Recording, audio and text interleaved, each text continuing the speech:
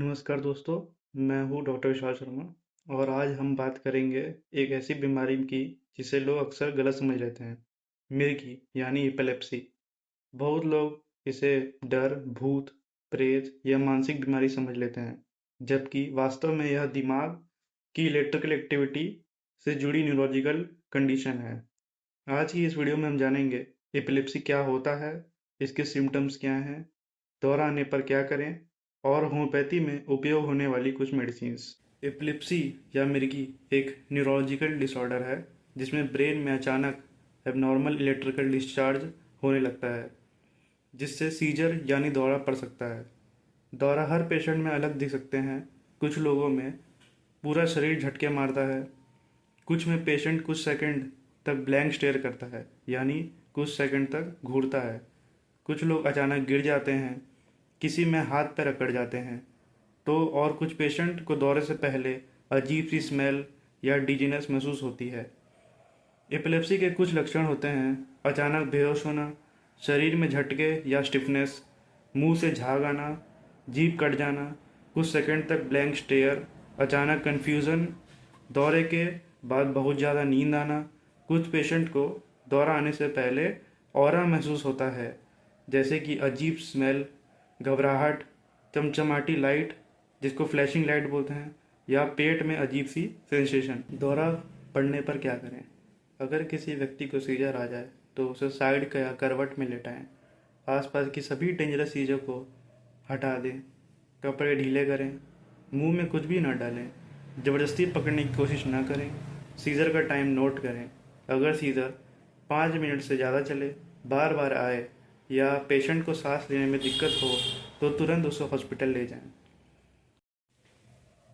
तो चलिए कुछ एपिलेप्सी की होम्योपैथिक मेडिसिन जानते हैं जिसको मैं अपनी क्लिनिक पे चलाता हूँ और जिससे पेशेंट को काफ़ी समय एपिलेप्सी से आराम है और वो दोबारा इस मेडिसिन को आते हैं लेने। पहला नंबर है सिकुटा विरोसा।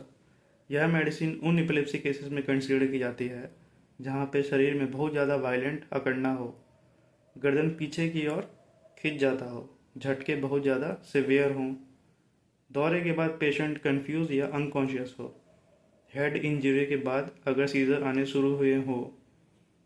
दूसरी मेडिसिन है बुफोराना।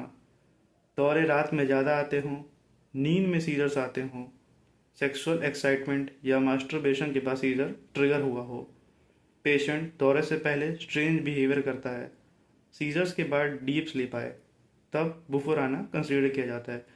और एक मैंने बायो कॉम्बिनेशन अपने पेशेंट को चला रखी है जो कि बहुत अच्छा फ़ायदा कर रही है और उसको भी 6 महीने से आराम है। वो है रेक्विक R33। ये एक बायो कॉम्बिनेशन मेडिसिन है।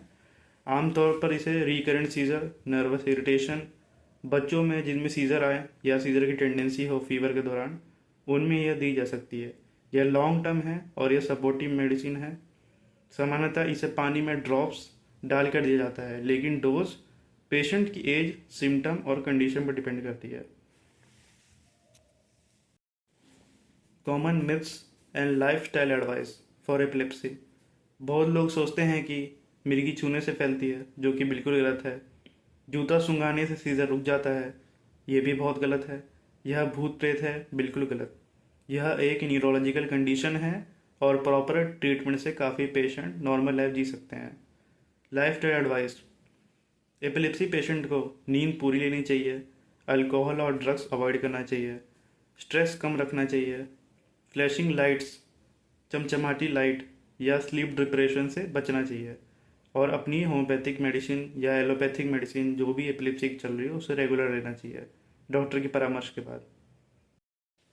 अगर आपको यह वीडियो इन्फॉर्मेटिव लगा तो कृपया करके लाइक, शेयर और चैनल को सब्सक्राइब करें। अगर आप ऑनलाइन कंसल्टेशन या होम्योपैथिक मेडिसिन के बारे में जानकारी चाहते हैं तो नीचे दिए गए नंबर पर कॉन्टैक्ट कर सकते हैं। धन्यवाद।